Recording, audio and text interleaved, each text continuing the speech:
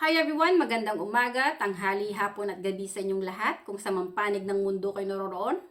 Ako nga palang muli si Lerma Novales Sarmiento, ang writer at author ng aklat na to na pinamagatang Life in 3 Parts. Ang layunin at misyon ng aklat na to ay para magbahagi ng ebanghelyo sa buong mundo, para ipakilala na ang Espiritu Santo na nanan sa katawan nating mga tao ay ang siyang totoong nag-iisang Diyos Ama na siyang babalik para maghukom sa kaluluwa ng bawat tao. At sinabi ni Kristo na ang kasalanan na walang kapatawaran ay kapag nilapastangan mo ang Espiritu Santo at hindi lahat ng tumatawag sa Diyos ay maliligtas. Sa araw na to, ang topic ko ay Propesiya 2024, ang pagdating ng Diyos ay narito na.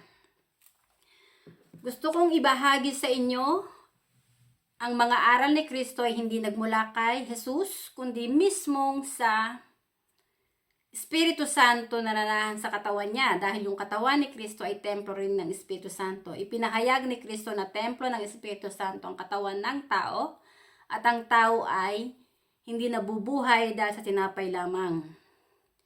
Si Kristo ay ang bugtong na anak ng Espiritu Santo na sinugo ng Espiritu Santo para magpahayag ng katotohanan, para ipakilala ni Kristo na ang Espiritu Santo lang ang nag-iisang Diyos na dapat nating sambahin, purihin at ibigin ng higit sa lahat, para yung ating kaluluwa ay maligtas na huwag mapunta sa impyerno. Ang kasalanan ay kamatayan at iyan ang maghihiwalay sa Espiritu Santo, kung kaya ang kaluluwa ng tao ay mamamatay gawa ng kasalanan at daranas sila ng paghihirap. Honestly, yung mga taong naging kaisa ni Kristo na sumasampalataya at umiibig sa Espiritu Santo ay hindi natatakot na sila lumisan dito sa mundo, dahil alam nila na ang kanilang kaluluwa ay traveler lang dito sa mundo, alien lang dito sa mundo, at ang totoong tahanan ng kanilang kaluluwa ay sa kaharian ng Diyos Ama sa langit, dahil ang kanilang kaluluwa ay espiritu na ipinanganak sa espiritu ng Espiritu Santo. Kilala nila sa puso nila na ang ama ng kanilang kaluluwa, amang espiritual, ay ang Espiritu Santo na nasa kanilang katawan na parati nilang kasama. Yung mga tao na nalinlang na mga bulaang propeta na sumasamba sa mga ribolto, santo-santo sa Diyos-Diyosan, honestly ay mga antikristo na lumalapastangan sa Espiritu Santo. Hindi nila sinasamba sa puso nila ang Espiritu Santo ang kanilang Diyos, kat inidulo nila ang Papa ng Romano Katoliko na kanilang Holy Father. Pero yung Papa ng Romano Katoliko ay tao din lang na katulad natin. At hindi yun nakahihigit sa atin o maging sa Espiritu Santo. Dahil hindi niya rin kayang lumikha ng sarili niyang katawan at kaluluwa. Ang kanyang katawan at kaluluwa ay sagrado ring tahanan ng banal na Espiritu. Ang Papa ng Romano Katoliko ay ang isang impostor at demonyong si Satanas na nagmamataas at nagmamayabang sa Espiritu Santo. Honestly, ang labanan dito sa mundo hindi laban sa laman, kundi laban sa dugo, hindi laban sa laman at dugo, kundi laban sa mga espiritong masasama. Ang mga tao dito na masasama, papangalanan ko. Unang-una si George Soros, yan ang global manipulator sa politika ng mga bawat bansa. Dinidiktahan niya ang mga bawat leader dito sa mundo na gumawa ng kasamaan. Yang si George Soros ang pinakademonyong tao pagdating sa politika. Ang Papa ng Romano Katoliko ay hindi banal, hindi Diyos at hindi holy. Demonyo yan. Si Satanas ang naghahari sa puso niyan. Hindi niyan sinasamba ang Holy Spirit, ang Diyos Ama.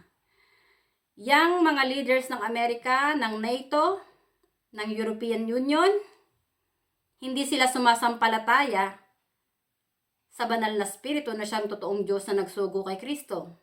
Naging kaisa sila ng mga Amerikano na silang naghahasik din ng kaguluhan. Dahil ang Amerika nagpupush ang mga ibang nasyon para makipaggera sa ibang nasyon. Honestly, ang labanan dyan sa Ukraine at Russia, kaya sumiklab yan ay gawa ng pagiging pakialamero at diktador ng mga Amerikano. Hinikayat ng mga Amerikano si Zelensky na pumanig sa kanila na maging allies nila para kalabanin si Putin. Pero hindi nila kayang talunin si Putin dahil si Putin ay naglalakbay na may pagpapahalaga sa kanyang espiritu at sa espiritu ng kanyang kapwa. Ang Amerika ay ang iniidolo niya na kanyang Diyos ay ang kanyang dolyar. Galit ang Amerika sa mga ibang nasyon na nagsama-sama tulad ng Brazil, ng Russia, ng India, ng China at ng South Africa dahil gusto ng mga bansa na to na ang gamitin sa pakikipagtransaksyon, sa pakikipagkalakalan ay ginto. Narito na tayo sa huling panahon. Ang Holy Spirit ang siyang babalik para maghukom at para magparusa sa mga tao. Ako na isang tinawag ng banal na spirito para magsalita patungkol sa kanya dahil yung aking katawan ay sagradong tahanan niya at siya yung nagbibigay ng buhay sa akin. Kung kaya ako ay nagsasalita patungkol sa banal na spirito na ipinapahayag ko na siya yung nag-iisang Diyos na dapat lang sambahin, purihin at ibigin ng tao sa ating katawan. Dahil siya yung lumikha sa ating mga tao at siyang lumikha sa langit at lupa. Honestly, iba kapag ginalit mo ang Espiritu Santo. Wawasakin ka niya at ibababa ka niya. Yung kataas at kayabangan ng mga tao sa banal na Espiritu ay magwawakas. Dahil dudurugin mismo ng Espiritu Santo ang mga tao. Lilipulin niya yung mga taong masasama. Yung mga tao na nanatiling tapat sa banal na Espiritu at naging kaisa ni Kristo na umiibig at sumasampalataya sa Espiritu Santo, sila ang magkakaroon ng kapayapaan sa puso nila. Hindi sila matatakot kung anong nangyayari sa mundo dahil alam nila nang may hawak ng buhay nila yung Espiritu Santo. Ikanalulugod nila ng pagdating ng Diyos ay narito na. Yung mga tao na takot sa mga nangyayaring kaguluhan ngayon sa ating mundo dahil ang mga walang pananampalataya sa Espiritu Santo na siyang Diyos na may gawa ng buhay nila. Sa oras na bawin na ng Espiritu Santo ang kaluluwa sa katawan nila, mamamatay sila. At sa oras na humarap na ang kaluluwa nila sa Espiritu Santo para hukuman ng Espiritu Santo ang kanilang kaluluwa, hindi sila magiging handa. Dahil hindi nila inibig, hindi nila sinamba ang Espiritu Santo na siyang totoong Diyos na may gawa ng buhay nating mga tao. Honestly, yung mga disaster na nangyayari sa parte ng Europe, yung lindol na naganap sa Turkey, yung mga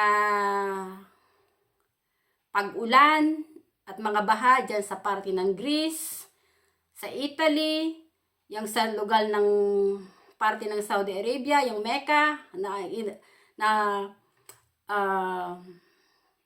may mga pesting nagdarating din sa kanilang simbahan. Honestly, narito na ang Panginoon. Ang Espiritu Santo na nanahan sa ating katawan ay ang ating Diyos. Templo ng Espiritu Santo ang ating katawan at hindi yan tinanggap ng mga tao kay Kristo. Kaya maraming tao ang gumawa ng kasalanan laban sa Espiritu Santo. Kaya yung mga tao na walang pagsampalataya at pag-ibig sa Espiritu ng Panginoon, sa Espiritu at katotohanan, mas pinili lang mamuhay sa kasinungaling at kayabangan. Honestly, lulupigin sila ng Espiritu Santo. Honestly, yung si George Soros, namumuro yan sa banal na Espiritu. Yung demonyong matanda na yan. Yung relihiyon ng Islam na dinala sa atin din ng mga ibang nasyon, ng mga taga-Malaysia at ng taga-Persia, wala yung idinulot na kabutihan sa ating bansa. Dahil ang relihiyon ng Islam, honestly, nanggaling yan sa saling lahi ni Abraham. Sinabi ni Kristo na bago pa man umiral si Abraham, ay ako na nga. Nagalit ang mga saling lahi ni Abraham kay Kristo. At nang sinabi ni Kristo na siya anak ng Diyos, pinag-isipan ng masama ng mga paring, saserdote na tagasunod ni Moises at ni Aaron, na siyang mula sa saling lahi ni Abraham, na ipapatay si Kristo sa krus. Honestly, si Kristo ay bugtong na anak ng banal na spirito. Yung katawan ni Kristo na winasak ng mga tao, ng mga pari, para ipako sa krus at patayin si Kristo sa krus, ay mismong sagradong tahanan ng banal na spirito. Ang una nilang winalanghiya ay hindi si Kristo, kundi mismong ang banal na spirito na nagsugo kay Kristo na siyang Diyos Ama, ng kaluluwa ng buong sangkatauhan na siyang may gawa ng ating katawan at kaluluwa. Narito na ang Panginoon, honestly. Nananahan ang Panginoon sa katawan nating mga tao dahil templo ng Espiritu Santo ang ating katawan. Ang Espiritu Santo ang nag-iisang Diyos, Ama, na siyang maghuhukom sa ating lahat. Mapalad ang naging kaisa ni Kristo na umiibig, sumasampalataya at nagpupuri sa Espiritu Santo dahil maliligtas sila. Kaawa-awa ang mga kaluluwang naging mapagmataas at mayabang sa banal na Espiritu dahil sila yung uusigin at dudurugin ng Espiritu Santo. Honestly, yung Papa ng Katoliko na si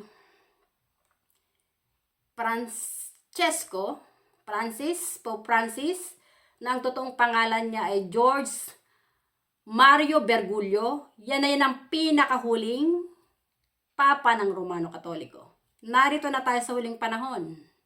Sinabi ni Kristo na mahahayag muna ang mabuting balita ng Panginoon, then iyon na ang katapusan. Ang layunin ng aklat na to ay para magbahagi at magpahayag ng Ebanghelyo sa buong mundo para ipakilala ng Espiritu Santo na nasa katawan ni Kristo na siya ring iisang Espiritu na nasa katawan ng bawat tao, kahit ano pang nasyon mo, ay mismo ang totoong nag-iisang Diyos na dapat nating sambahin, purihin at ibigin ng higit sa lahat. At kailangan ng mga tao na magsisi na, tumalikod sa paggawa ng masama at magbalik loob sa Espiritu Santo kung gusto nilang patawarin sila ng Espiritu Santo at ang kanilang kaluluwa ay maligtas na huwag mapunta sa impyerno. We are in the last days and many people are not aware that the coming of the Lord is at hand because the presence of the Spirit of God is indwelling in the body of every humankind.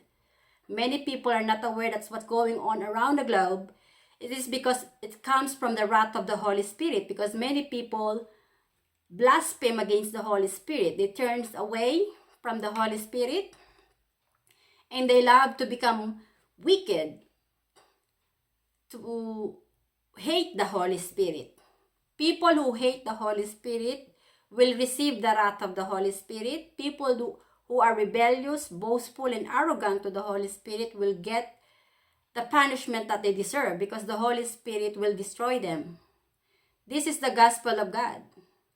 The presence of the Holy Spirit is indwelling in me, and He's the one who called me to speak on His behalf, to tell the truth in the whole world, in every nation, that He is the only one God and Holy Father that we humans should honor with our body, so that our soul will be free from sin, and our soul will be saved to enter in heaven. Jesus Christ said the coming of the kingdom of God is not something that you can observe, nor will people say, here it is or there it is, because the kingdom of God is in our midst. Honestly, Jesus Christ is the only begotten Son of the Holy Spirit, and any people who will deny and reject Jesus Christ is not the Son of the Holy Spirit, they hate first the Holy Spirit. They have problem with the Holy Spirit that is in the body of Jesus Christ, who is also indwelling in their body, because their body is a temple of the Holy Spirit. We are in the last days. I'm telling you the truth. The Holy Spirit is the only one God and Holy Father that humans should recognize in their heart, that the Holy Spirit is their God and their Holy Father. The Pope is an Antichrist that pretends that he is the Holy Father in this world, but he is not greater than the Holy Spirit. He is only human. The Pope says Jesus Christ is only human, not spirit.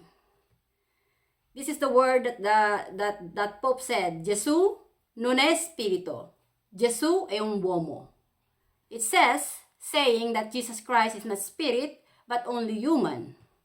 But to tell you the truth, Jesus Christ is a spirit that is born in the spirit of the Holy Spirit that is only been incarnated through the flesh of Virgin Mary to become human.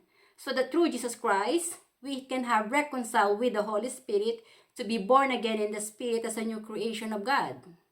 Jesus Christ is the only way, the truth, and the life. No one can come to the Father except through Jesus Christ. Only through Jesus Christ you will receive the Holy Spirit, and the Holy Spirit will forgive your sin and recognize your soul as His offspring. Honestly, the Holy Spirit is the Almighty Father that has returned already. He is in our world because He is the Almighty Father that dwells in the body of every humankind. And many people don't see it because their mind and their heart are deaf and closed, not to understand the words of Jesus Christ. Jesus Christ is the Son of God. He is the only begotten Son of the Holy Spirit. And all the disasters that's going on around the globe, it comes from the wrath of the Holy Spirit. I'm encouraging you to repent and get it right to the Holy Spirit, reconcile with the Holy Spirit, to seek for pardon of the Holy Spirit so that your sins will be forgiven, and your soul will be saved to be free from hell. Thank you for your listening. Until next time. Bye!